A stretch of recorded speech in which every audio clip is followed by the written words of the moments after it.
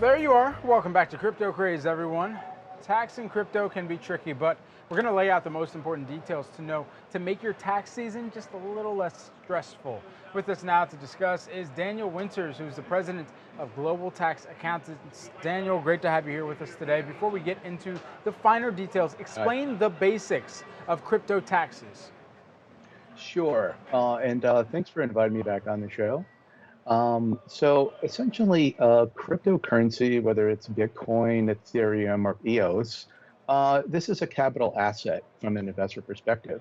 So in that sense, the sale of Bitcoin is taxed the same as if you bought IBM stock and then sold it later. So the same exact principles apply.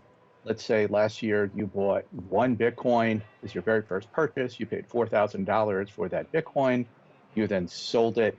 I think Bitcoin did peak 12,000 last year. So if you were lucky enough to buy for 4 and sell for 12, you have an $8,000 capital gain. Okay, Daniel, there is a new format from the IRS that came out in December. We've discussed this before. Very first question at the top. At any time during 2019, did you receive, sell, send, exchange, or otherwise acquire any financial interest in any virtual currency? Yes. How should taxpayers be responding to this? Because there's just such a wide spectrum of how everyday retail investors have interacted with crypto. There are some that are super into it, and some that have done, test transactions of $5 in Bitcoin. So, to what extent? How affected are taxpayers? Sure. Well, my answer to that would be there is no minimum. So if you received $10 of Bitcoin because a friend of yours sent it to you, answer yes to that question. This is basically what's known as a gotcha question on tax forms. The IRS actually has quite a bit of these. In the individual context, probably the best known is questions regarding foreign bank accounts, which have heavy penalties beginning at $10,000 for every unreported account.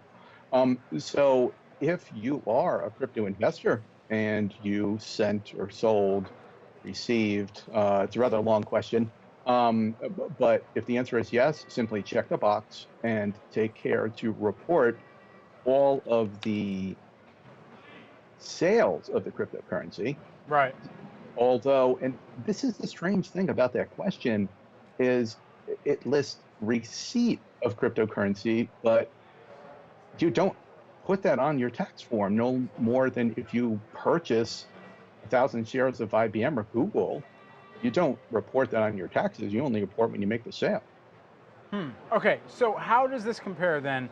The rates, what do they look like compared to traditional investments in, say, equity market assets? Sure, good question. And for that one, there's a simple answer. The tax rates on capital sales of Bitcoin are exactly the same as for stocks. So what that means is for most people, if you have a long-term gain where you have held your Bitcoin for a year and a day, it's going to be taxed at a 15% rate. If you are in the higher income brackets, I think it begins with 430,000 for a single filer, even higher for married filing jointly, you're going to have a 20% rate on long-term capital gains. But to kind of distill it down, if you're a very successful crypto investor and you're at the top tax bracket, you're actually going to have an effective rate of 24% because you have a 20% rate, then you add in there's another 3.8%. So if you're in a top tax bracket and you have sales of cryptocurrency, you're looking at 24%, which is exactly the same as if they were just sales of traditional equities. All right, so say I am brand new to the space and Brad sent me 10 bucks in Bitcoin for the first time ever just because I was curious about it and it is inconsequential to me. What is the worst case scenario? What if people don't report it because they think that their minimal amount is so inconsequential? Okay, great question. Now, the fact of the matter is, the IRS doesn't care about $10 of unreported income. And so let's just assume that, well, um, you did, you got $10 a Bitcoin because you provide some services, right? So, all right, unreported $10, nobody's going to get too excited about that. It's a rounding error. But what's more concerning is when people have real material amounts of not just a purchase of cryptocurrency, but the sale of it and generating income. So let's say worst case scenario, you have $10,000 of income for the long-term gain of Bitcoin. Hmm. And you just figure, hey, whatever, nobody knows about this. I'm just not even going to put it on my tax return. And in fact, that's the only income I had. So I'm just not going to file my tax return. Well, you have a real problem. Um, the IRS charges 5% per month of the tax that's due, which maxes out to 25%. Then you get additional interest on top of this. There's other penalties that could apply. So in a worst case scenario where someone has cryptocurrency income and they don't report it, you are rapidly going to have an expensive problem, and you're going to end up needing to call in professionals, somebody like me, to help you file these back returns. Okay, so let's leave viewers with your top tips for people who are filing for their crypto gains. Thanks so much. So my number one tip is, and thanks for putting up the graphic, Of keep good course. records. Yeah, it makes it easier, right? Um, so keep good records. And that's what my number one tip is: records, records, records. Exchanges, they come, they go. It's sometimes it's not unusual at all. They get hacked, they just disappear. So ideally, what as an investor that you'll do is once you close out some transactions, you close your trades, you make some money, download all your records right away, and deal with this on an ongoing basis. More commonly, people just do this all at once, and they download all their records for the year. But again, that'll work, but it's easier to simply do this on an ongoing basis.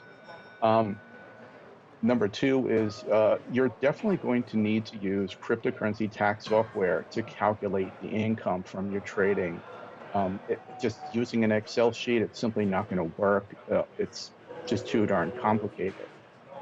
My firm, our chosen provider is Bitcoin.tax. Hmm. Um, it's not the only firm around here that does this. There's more and more of them. There's also Zen Ledger. There's a new one called TaxBit, which is backed in part with venture capital money, the Winklevi twins. There is Token Tax. So there's multiple options. My firm uses Bitcoin Tax only because they've been around longer than anyone else. Hmm. Um, but I want to emphasize that, you're going to need specialized tax software.